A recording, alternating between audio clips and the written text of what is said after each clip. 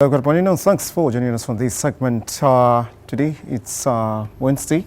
Yes. Gradually, the May is going. Today is 4th. 4th May, Yeah, 4th May 2022. Yes. And we're moving closer to a very big national event, which is primaries Yes. of the major political DP and APC.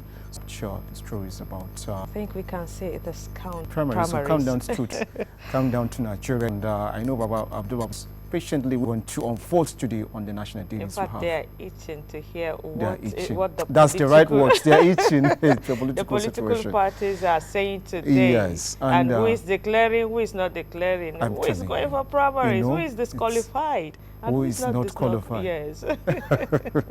All right, and we're also hoping to link you up later on after we go through the national dailies.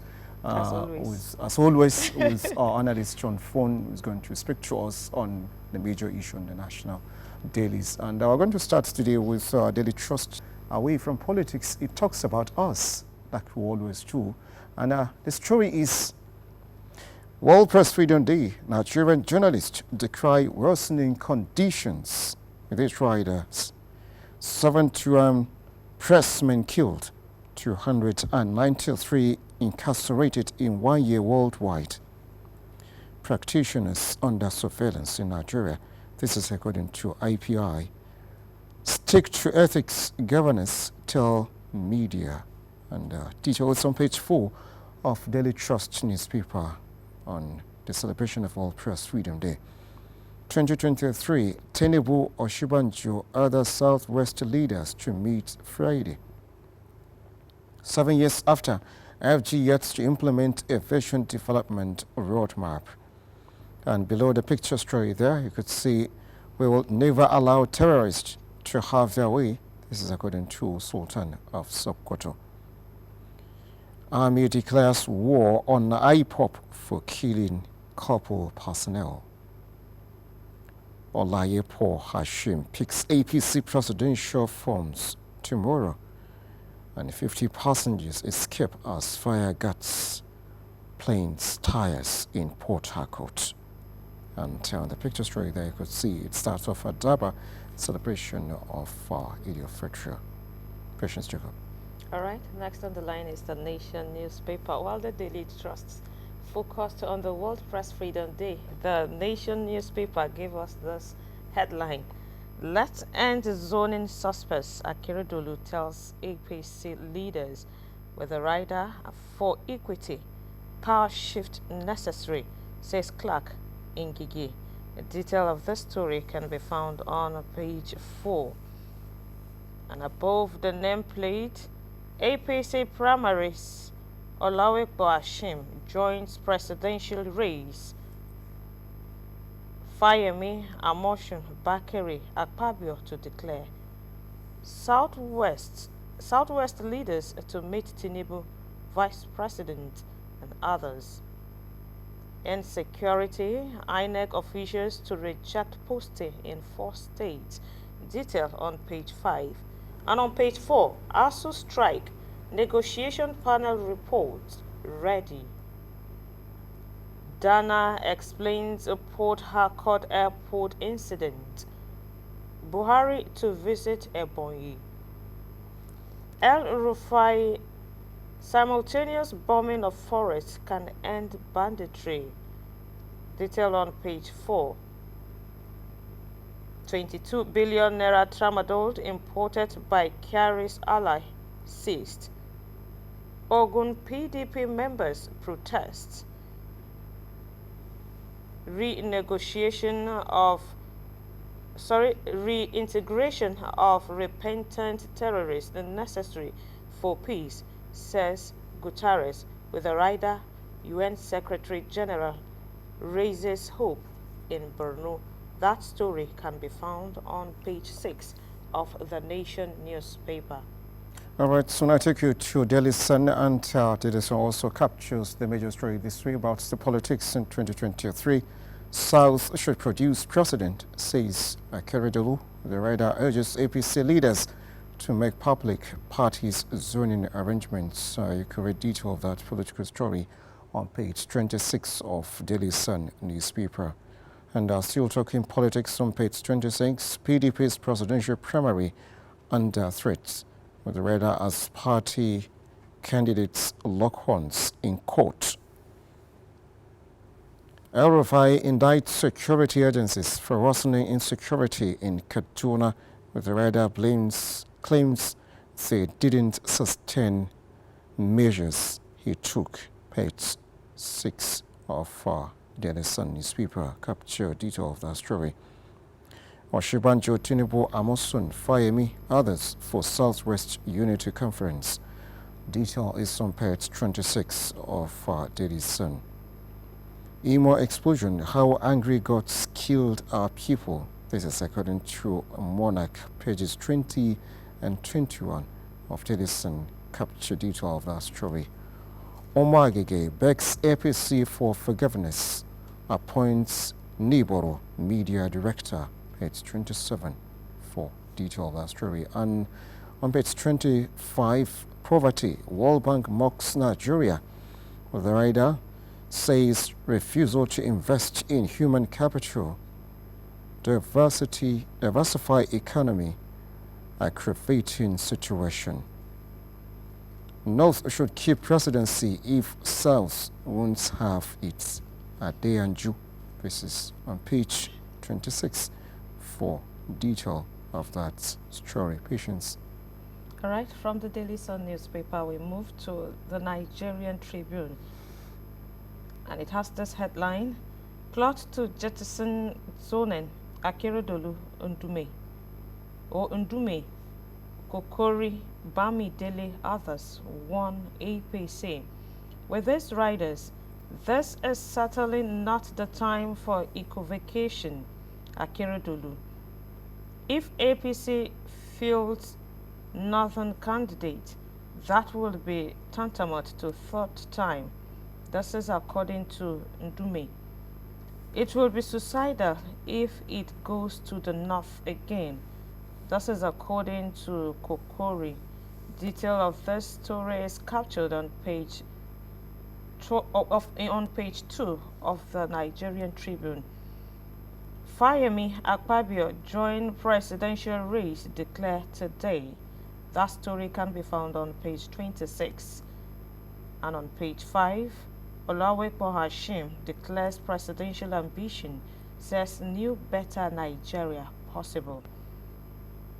APC Southwest leaders to meet Tinubu of Shibanjo, Fayemi, Amosun this week. Page 2 captures that story.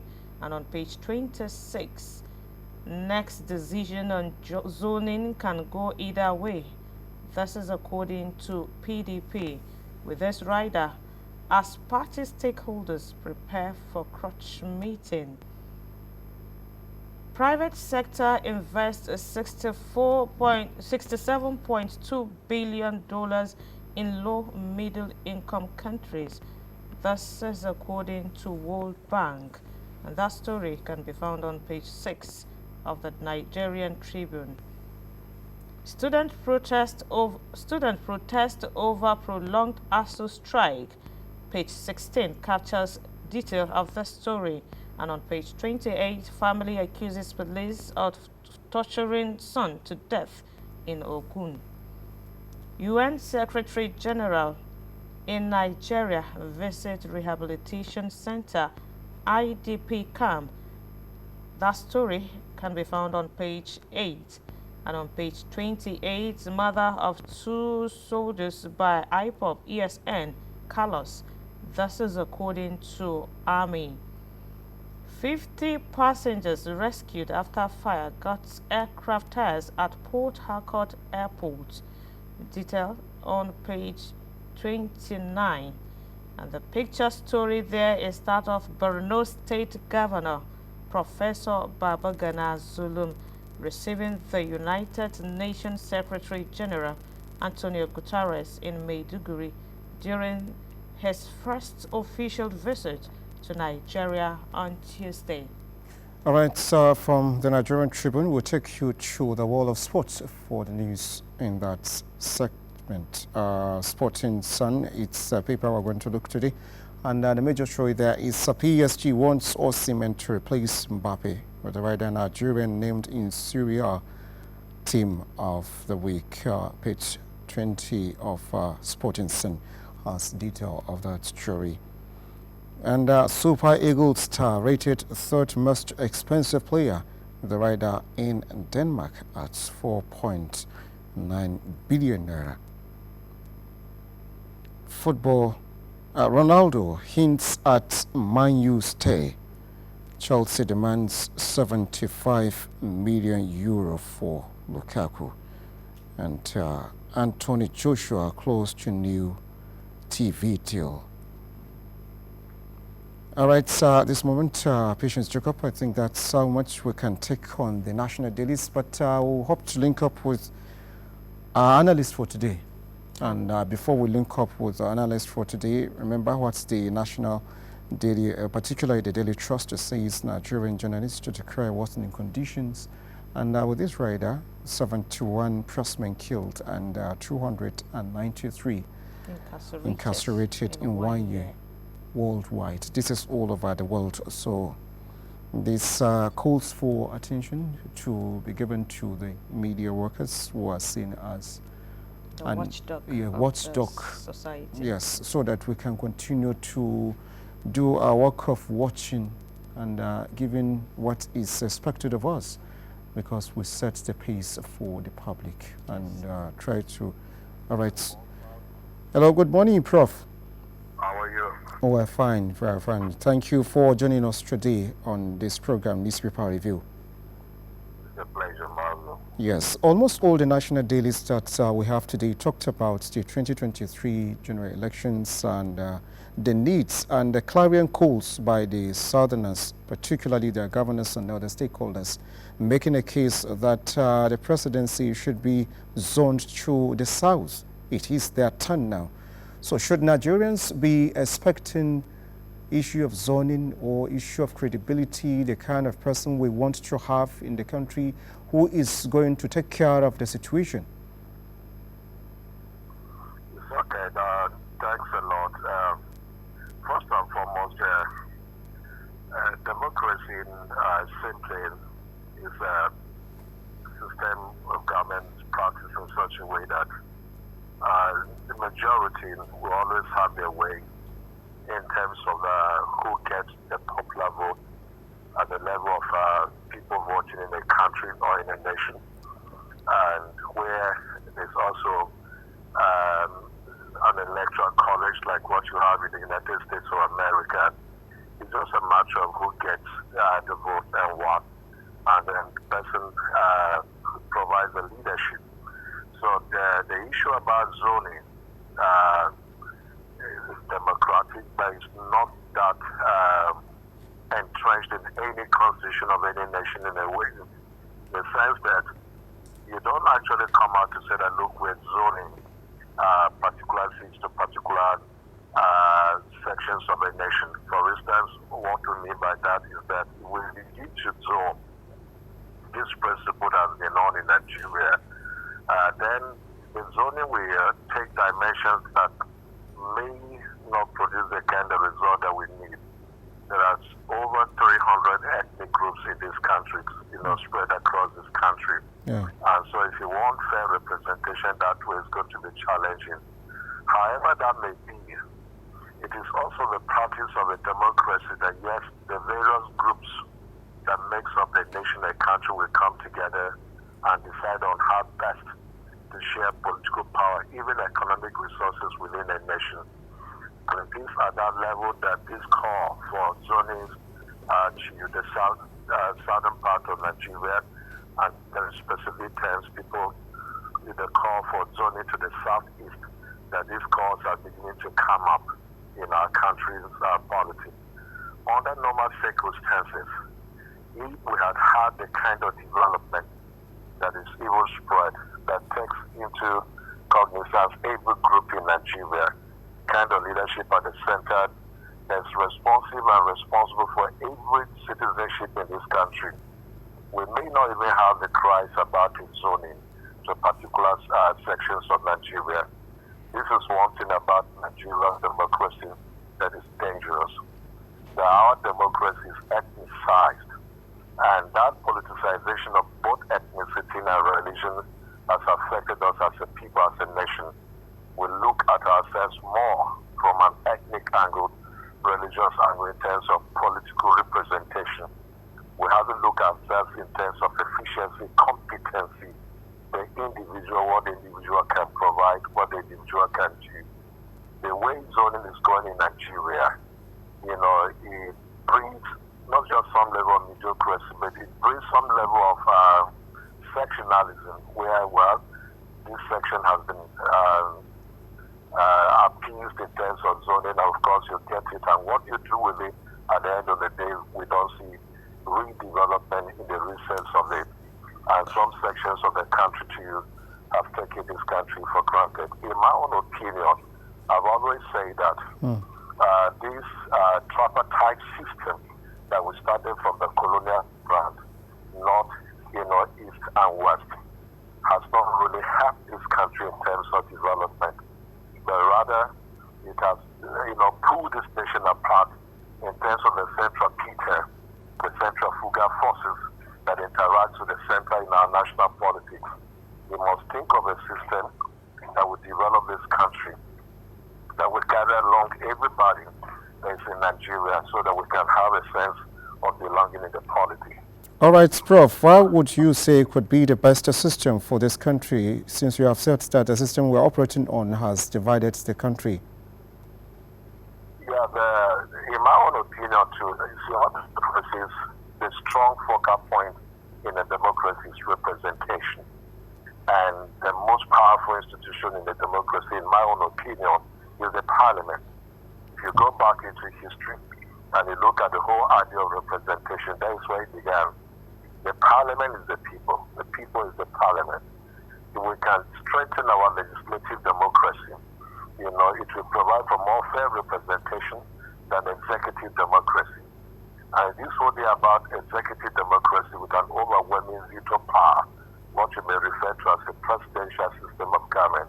That's led us to where we are in this country, and it's threatening that we can see that several sections are beginning to pull apart. And so we should develop more of a parliamentary democracy. I love what Britain does. I love what Ireland does. And a few countries too, in terms of their parliamentary democracy, where there's this less over-dependence on, the executive power, of one individual within a particular region.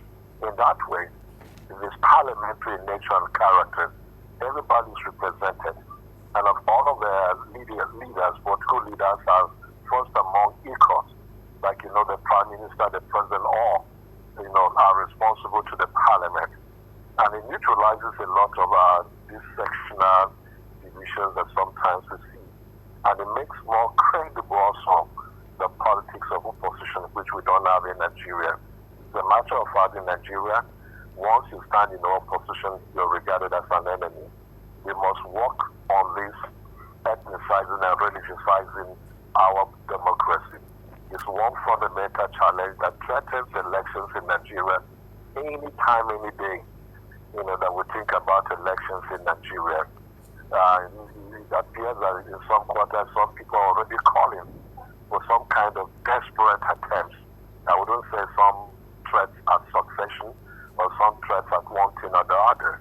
So we should be able to look at ourselves sitting together as equal peers in a parliamentary democracy, debating our ideas and accepting our challenges with a common resolve and a common responsibility to develop this country, our nation, Nigeria. All right, Prof, in one or two sentences, do you see possibility of consensus or an agreement to be reached amongst Tinubu, Osinbajo and other Southwestern leaders who are going to meet on Friday this week? The idea of a consensus, again, is something we really need to think about very deeply. Remember Mao Zedong, I did say the other day that in a democracy, the direct primaries help a lot. Even the indirect primaries, if you allow candidates to go around this country and let them say what they have to this nation. Let's hear them on platforms, media platforms, different social groups, civil rights societies and etc. So that let's hear them. What is it that these people hold for Nigeria? What does Tinubu stand for? What does Osibanjo stand for? When we look at these people against the backdrop of the challenges we have in this country now, in terms of development, from issues of insecurity to that of education, to that of infrastructural development, national integration, and even international relations. Where do these people exactly stand? It's not just a matter of consensus. Consensus, although democratic to some extent, there can also be a conspiracy against the people and the masses that democracy represents. So in my own candid opinion, a consensus can just be an oligarchy, consensus. Some kind of oligarchy conspiracy. Here these people are. Honestly, I don't know what they stand for. I'm being very honest with you, Mauzu, except other Nigerians do. I've never heard from them clearly to say that, look, this is what Tinubu stands for, a presidency in Nigeria. They said to Sibanjo. It's just sentiment. Okay, so in essence, Prof, what you are saying is that it's left for Nigerians to assess these aspirants, to look inwards on who should be the best. The delegates through the indirect system assess this candidate. I would prefer in primaries where the voters are the polling units. We vote to decide their candidates like we have in other democracies in the world. To test even the popularity of these candidates at the grassroots, I tell you honestly, some of these candidates don't have a popularity beyond their region. They just think, well, it is a regional thing, like we say, zone to their region and whatever, and so they will come in. But there will be some, by the time they step out beyond their boundaries, like the north, east, and west, then they will discover, they don't enjoy that kind of popularity they have on ground. People don't even know them. At the end of the day, we're getting a president that is not the input of the people. Remember, that is the essence of democracy, the masses. Let the party registers, the voters at the party level, the membership, be a factor that is involved in the democratic process in the selection of these people. Anything short of that is just an imposition. Okay, Professor Uji, this is Patience Jacob. Still talking about the politics, but now with the electoral empire, INEC officials to reject posting in 4 states due to insecurity. How can you describe the situation? Well, yes, this has never been part and parcel of politics in Nigeria, where the elections are tied to warfare. And of course, we're all aware that over time, over the years, Nigeria has been militarized, our society. And of course, with the attending consequences of the proliferation of light and heavy, scale arms across. And of course, this has triggered the kind of insurgency that we have in this country in various parts of Nigeria. And so these fears are okay. But the fundamental question is, how do we manage this electoral risk? I think this is what INEC should come up with, an urgent national workshop on how to manage this risk, and of course provide for the safety of the people that will participate in the elections at different levels in different parts of Nigeria. All right, Prof, I'm afraid that's how far we... Hello, Prof. I'm sorry, that's how far we can go on this segment of the program. Thank you so much. Thank you. Thank you so much. That's Associate Professor Oji Wilfred Telomum of History and International Studies Departments of Federal University of Lafayette, talking to us on some national issues, particularly on politics ahead of 2023 general elections. Patience Jacob, all these are pre-2023 elections and activities. And we're hoping, like he said, that Nigerians will look inward above whatever primordial sentiments and look inwards for someone who should give us the best that we want in this country. Yes. All we're looking for is the best, because we want Nigeria to be the best. Yes, as we're giving them the best from here. From here. All right, as we give you the best, we need to be also given the best by the concerned authorities. as we celebrated our day, World Press Freedom Yes, Day. we can't stop celebrating because... No, we can't celebrate. Yes, we need to be celebrated on a daily basis. Yes, the celebration continues. However, we hear what Joyata and Abdul Baba George. Whether we should be celebrated always. Baba George, I know, is already on the mood of celebration, and Joy is already on her dancing shoe to celebrate the World Press Freedom Day. I am Osman Singh. Thanks for watching. And I am Patience Jacob. Good morning.